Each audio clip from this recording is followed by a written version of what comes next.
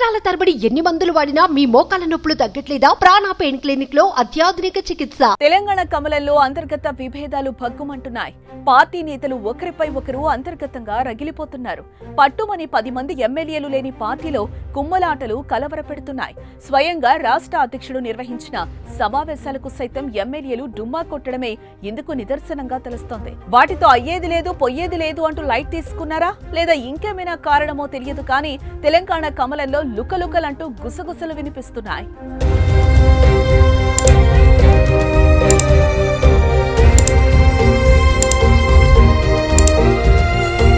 తెలంగాణ కమలం పార్టీలో నేతల మధ్య వైరం ఇంకా వీడలేదు. లోక్సభ ఎన్నికల ఫలితాలు పర్వాలేదనిపించినా ఆ పార్టీ క్యాడర్ ఇంకా యాక్టివ్ మోడ్లోకి రాలేదు.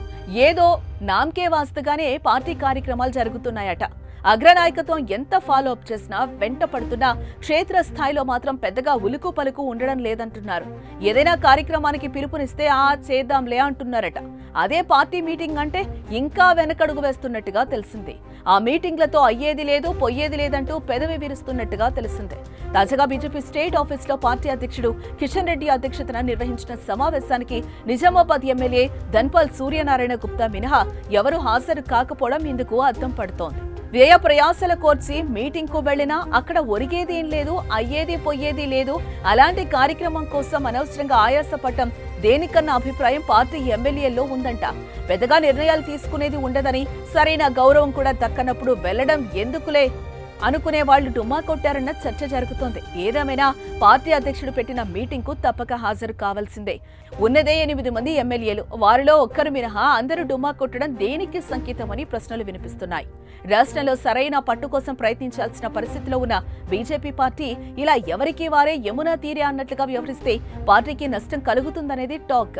ఇదంతా పక్కన పెడితే ఎవరో పెట్టిన మీటింగ్ కు హాజరు కాలేదంటే లైట్ తీసుకోవచ్చు. కానీ స్వయాన పార్టీ అధ్యక్షుడు కేంద్ర మంత్రి కిషన్ రెడ్డి నిర్వహించిన సమావేశానికే రాలేదంటే ఆయనపై గౌరవం లేదా లేక పార్టీలో ఉండే ఇంట్రెస్ట్ లేదా అనే ప్రశ్నలు సైతం వస్తున్నాయి. అయితే నిన్న మొన్నటిదాకా అసెంబ్లీ సమావేశాల కోసం హైదరాబాద్ లోనే ఉన్నామని, ఇప్పుడే నియోజకవర్గాలకు వస్తే వెంటనే మీటింగ్ పేరుతో రమ్మంటే ఎలాగన్నది ఎమ్మెల్యేల ప్రశ్న. ఇటు మరోవైపు పార్టీ ఏదైనా కార్యక్రమానికి పిలుపునిస్తే ఖర్చుల సంగతి ఏంటని అడుగుతున్నారట జిల్లా అధ్యక్షులు. పార్టీ అధినాయకత్వం డబ్బులు పంపిస్తేనే ప్రోగ్రాం, లేకుంటే దేనికని ఖరాఖండిగా చెప్పేసినట్టుగా తెలిసిందే. హర్ఘర్ తిరంగా కార్యక్రమానికి జెండాలు పంపిస్తేనే చేస్తామని, మా జేబులు ఖాళీ చేసుకోలేమని చెప్పినట్టు ప్రచారం ఉంది. మొదటగా తెలంగాణ బీజేపీలో ఏదేదో జరిగిపోతుందని, ఇంతకు ముందు ఇలాంటి వాతావరణం లేదని వాపోతున్నారట పాత తరం నేతలు. ఇంతటి క్లిష్ట పరిస్థితుల్లో పార్టీ పెద్దలు దీన్ని ఎలా సెట్ చేస్తారో చూడాలి మరి.